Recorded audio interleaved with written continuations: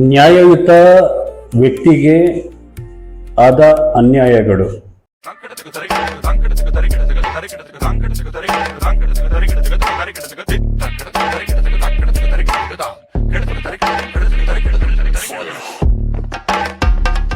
ಕಾರಣ ಕರ್ಮವೇ.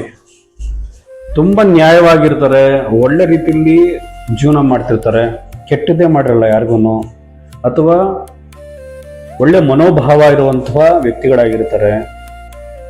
ಕೆಟ್ಟದ್ದೇ ಮಾಡಿಲ್ಲ ಅಂತ ಹೇಳೋದಕ್ಕಿಂತ ಇರೋದ್ರಲ್ಲಿ ಒಳ್ಳೆ ಗುಣ ಅಂತ, ಒಳ್ಳೆ ವ್ಯಕ್ತಿ ಅಂತ ಹೇಳ್ಬೋದು.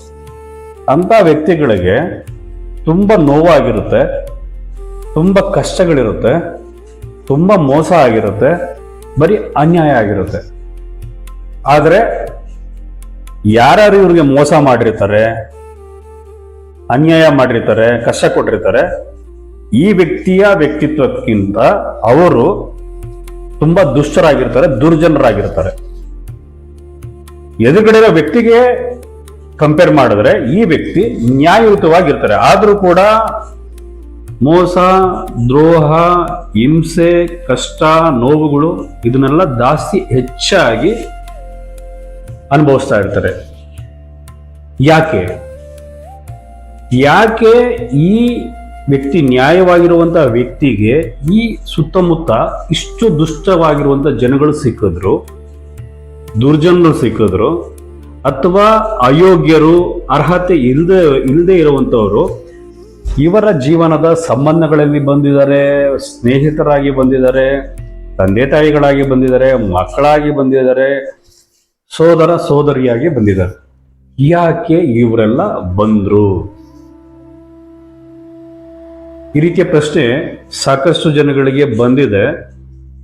ನಾನು ಕೌನ್ಸಿಲಿಂಗ್ ಮಾಡಬೇಕಾದ್ರೆ ಅವರೇ ಹೇಳಿದ ಅಭಿಪ್ರಾಯಗಳು, ನನಗೆ ಯಾರು ಬೇಡ, ನನ್ನ ತಂಗಿ ಸರಿ ಇಲ್ಲ, ಅಕ್ಕ ಸರಿ ಇಲ್ಲ, ಅಣ್ಣ ಸರಿ ಇಲ್ಲ, ತಮ್ಮ ಸರಿ ಇಲ್ಲ, ನಮ್ಮ ಅಪ್ಪ ಅಮ್ಮನೂ ಸರಿ ಇಲ್ಲ.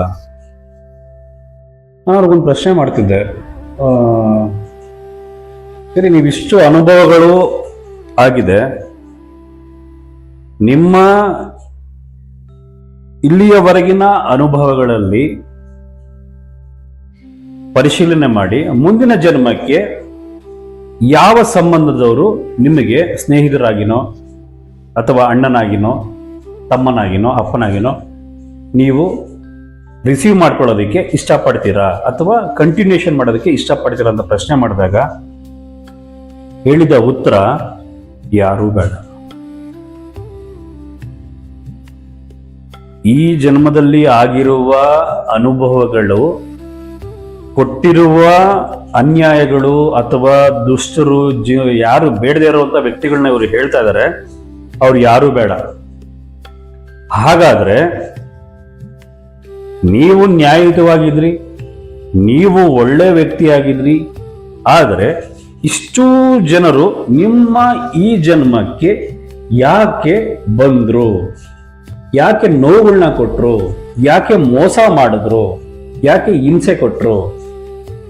ಈ ಪ್ರಶ್ನೆನ ನೀವು ಪ್ರಶ್ನೆ ಮಾಡಿಕೊಂಡು ಉತ್ತರ ಸಿಗದೆ ಪರಿಹಾರಗಳನ್ನ ಮಾಡಿಕೊಂಡು ಶತ್ರುನಾಶ ಮಾಡಬೇಕು. ಇವ್ರನ್ನ ನನಗೆ ಹಿಂಸೆ ಕೊಟ್ಟಿದ್ದಾರೆ, ಇವ್ರಿಗೆ ಹಿಂಸೆ ಮಾಡಬೇಕು, ಅಥವಾ ನನಗೆ ಮೋಸ ಆಯ್ತು ಇವ್ರು ಮೋಸ ಮಾಡಬೇಕು, ಅಥವಾ ನನಗೆ ಅನ್ಯಾಯ ಆಯ್ತು ನಾನು ನ್ಯಾಯ ಪಡ್ಕೊಳ್ಬೇಕು. ಈ ರೀತಿ ಹೋರಾಟ ಮಾಡ್ತಾ ಇದ್ದೀರ. ಹೋರಾಟ ಯಾವ ರೀತಿ ಇದೆ ಅಂತ ಹೇಳಿದ್ರೆ, ನಾನು ನ್ಯಾಯವಾಗಿದ್ದೀನಿ, ಇವ್ರಿಗೇನಾರು ಒಂದು ಮಾಡಿ ಬುದ್ಧಿ ಕಲಿಸಲೇಬೇಕು ಅಂತ, ಅಥವಾ ದೇವ್ರಿದಾನಪ್ಪ ನನಗೆ ಅನ್ಯಾಯ ಮಾಡಿದಾನೆ, ದೇವ್ರು ನೋಡ್ಕೊತಾನೆ. ಈ ರೀತಿಯ ಮನಸ್ಥಿತಿಗಳು, ಮನೋಭಾವಗಳಲ್ಲಿ ನೀವು ಜೀವನ ಮಾಡ್ತಾ ಇದ್ದೀರ. ಯಾರೂ ಕೂಡ ಒಂದು ವಿಷಯ ಯೋಚನೆ ಮಾಡ್ತಿಲ್ಲ, ನೀವು ಮಾಡ್ತಾ ಇರೋ ಅಷ್ಟು ಆಲೋಚನೆಗಳಾಗ್ಬೋದು ಅಥವಾ ಅಷ್ಟು ಅನುಭವಗಳನ್ನ ನೀವು ಮುಂದೆ ಏನೋ ಸರಿಪಡಿಸ್ಕೊಳ್ಬೇಕು ಅನ್ನೋ ಒಂದು ಪ್ರಯತ್ನ ಮಾಡ್ತಾ ಇದ್ದೀರಲ್ಲ, ಇದರಲ್ಲಿ ನೀವು ಎಡುಗ್ತಾ ಇರೋದು ಅಥವಾ ನಿಮಗೆ ಗೊತ್ತಿಲ್ಲದ ನಿಗೂಢವಾಗಿರುವಂತಹ ಸತ್ಯವಾಗಿರುವಂತಹ ವಿಚಾರಗಳು ನಿಮಗೆ ಯಾವುದು ಅರ್ಥ ಆಗ್ತಿಲ್ಲ.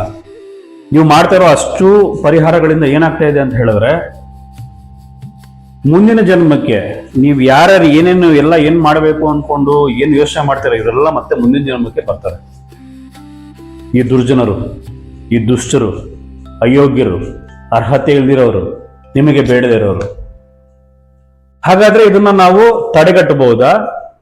ಈ ಜನ್ಮಕ್ಕೆ ಏನೋ ಬಿಡಪ್ಪ ಅವ್ನ ಮನಸ್ತಾಪ ಆಯ್ತು, ದೂರ ಇದ್ಬಿಡೋಣ ಅಂತ ದೂರ ಇದ್ದೀರಾ?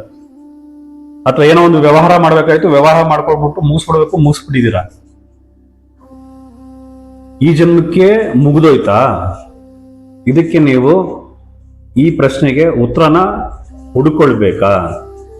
ಅಥವಾ ಈ ರೀತಿಯ ಪ್ರಶ್ನೆಗಳು ನನ್ನ ಅನುಭವಗಳಿಗೆ ಬಂದಿದೆ, ಈ ವ್ಯಕ್ತಿಗಳಾಗ್ಬೋದು, ಈ ಸಂಬಂಧಗಳಾಗ್ಬೋದು, ಯಾರು ಕೂಡ ನನಗೆ ಈ ಜನ್ಮಕ್ಕೆ ಮುಂದಿನ ದಿನಗಳಲ್ಲೂ ಬೇಡ ಅಥವಾ ಮುಂದಿನ ಜನ್ಮಕ್ಕೂ ಕೂಡ ಬೇಡ ಅಂತ ಮನಸ್ಥಿತಿ ನಿಮಗೆ ಇದೆ, ಈ ರೀತಿಯ ಪ್ರಶ್ನೆ ಇದೆ, ನನಗೆ ಸತ್ಯವಾದ ಪರಿಹಾರ ಬೇಕಿದೆ ಅಂತವರಿಗೆ ಈ ವೇದಿಕೆ ರಿಯಲ್ ಲೈಫ್ ವೇದಿಕೆಯಲ್ಲಿ ಸತ್ಕರ್ಮದ ಕರ್ಮ ಸಿದ್ಧಾಂತದ ಸರಿಯಾದ ಮಾರ್ಗದರ್ಶನ, ನಿಮ್ಮ ಎಲ್ಲ ಅನುಭವಗಳನ್ನು, ನಿಮ್ಮ ಜಾತಕ ದಶಾಭುಕ್ತಿಗಳು ಎಲ್ಲನೂ ಕೂಡ ಸರಿಯಾದ ಕ್ರಮದಲ್ಲಿ ಪರಿಶೀಲನೆ ಮಾಡಿ ಆಗಿದ್ದ ಅನುಭವಗಳ ಪರಿಹಾರಗಳನ್ನ ನಿಮಗೆ ಕೌನ್ಸಿಲಿಂಗ್ ಮುಖಾಂತರ ತಿಳಿಸಿ,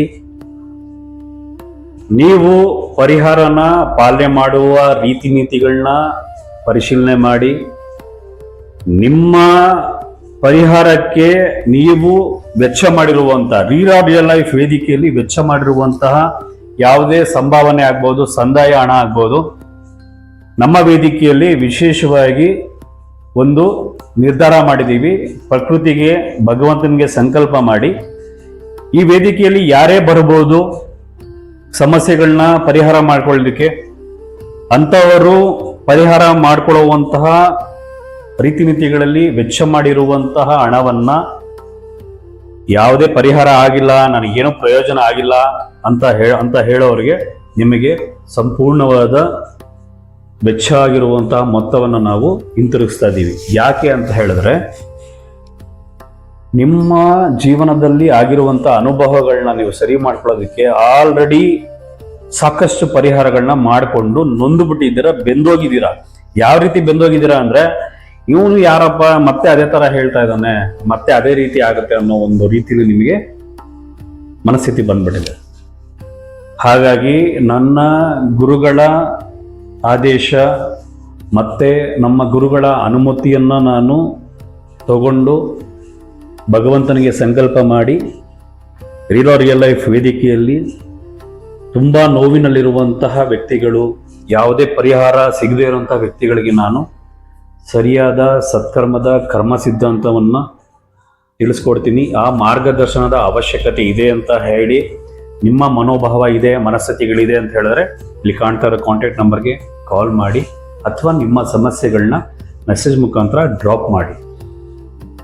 ನಿಮ್ಮ ಮುಂದಿನ ದಿನಗಳು ನೆಮ್ಮದಿಯಾಗಿ ಸಂತೋಷವಾಗಿ ಇರಬೇಕು.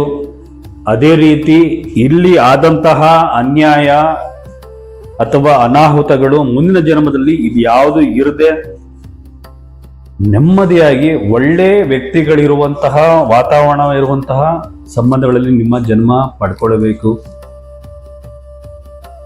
ಈ ರೀತಿ ಪ್ರಶ್ನೆಗಳಿದ್ದು ಅನುಭವಗಳಿಗೆ ಉತ್ತರಗಳು ಬೇಕು, ಕರ್ಮ ಸಿದ್ಧಾಂತನ ಪಾಲನೆ ಬೇಕು, ಮಾರ್ಗದರ್ಶನ ಅವಶ್ಯಕತೆ ಇದೆ ಅಂತ ನಿಮ್ಮ ಮನೋಭಾವ ಇದ್ದರೆ ನೀವು ಈ ವೇದಿಕೆಗೆ ಭೇಟಿ ಮಾಡಿ ಅಥವಾ ನಿಮ್ಮ ಸಮಸ್ಯೆಗಳನ್ನ ಮೆಸೇಜ್ ಮುಖಾಂತರ ಡ್ರಾಪ್ ಮಾಡಿ. ನನ್ನ ಆಧ್ಯಾತ್ಮ ಗುರುಗಳು ಹಾಗೆ ಮೂಲ ಗುರುಗಳಿಗೆ ನಮಸ್ಕಾರ ಮಾಡ್ತಾ ಇಂದಿನ ಸಂಚಿಕೆಯನ್ನು ಮುಗಿಸ್ತಾ ಇದ್ದೀನಿ. ರಿಯಲ್ ಲೈಫ್ ವೇದಿಕೆ ನಿಮ್ಮ ನೆಮ್ಮದಿಯ ಭವಿಷ್ಯಕ್ಕೆ. ಧನ್ಯವಾದಗಳು.